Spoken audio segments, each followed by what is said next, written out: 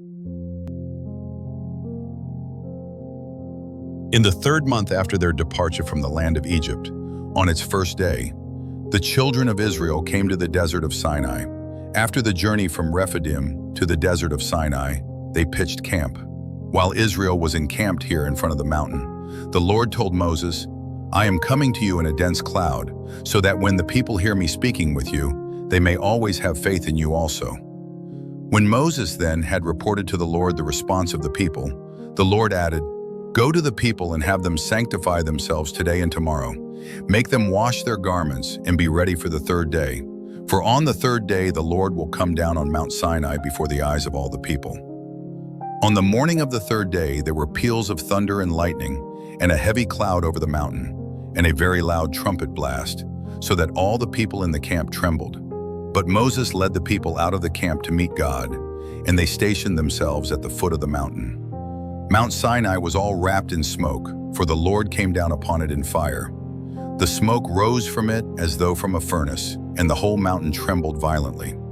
The trumpet blast grew louder and louder, while Moses was speaking and God answering him with thunder. When the Lord came down to the top of Mount Sinai, he summoned Moses to the top of the mountain. The disciples approached Jesus and said, "Why do you speak to the crowd in parables?" He said to them in reply, "Because knowledge of the mysteries of the kingdom of heaven has been granted to you, but to them it has not been granted. To anyone who has, more will be given, and he will grow rich. From anyone who has not, even what he has will be taken away. This is why I speak to them in parables, because they look but do not see, and hear but do not listen or understand. Isaiah's prophecy is fulfilled in them, which says, 'You shall indeed hear but not understand, you shall indeed look but never see.' Gross is the heart of this people. They will hardly hear with their ears, they have closed their eyes, lest they see with their eyes and hear with their ears, and understand with their hearts, and be converted, and I heal them. But blessed are your eyes because they see, and your ears because they hear. Amen, I say to you, many prophets and righteous people longed to see what you see, but did not see it, and to hear what you hear, but did not hear it." Let us continue today to meditate on the parables of Jesus, which help us to regain hope because they show us how God works in history.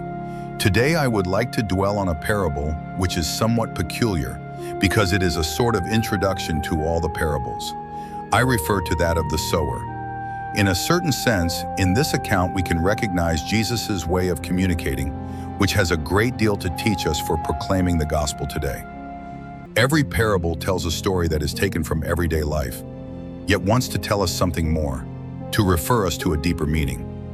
The parable raises questions in us. It invites us not to stop at appearances. Before the story that is told, or the image that is presented to me, I can ask myself, where am I in this story? What does this image say to my life? In fact, the term parable comes from the Greek verb parabalein, which means to throw in front of. The parable throws before me a word that provokes me and prompts me to question myself.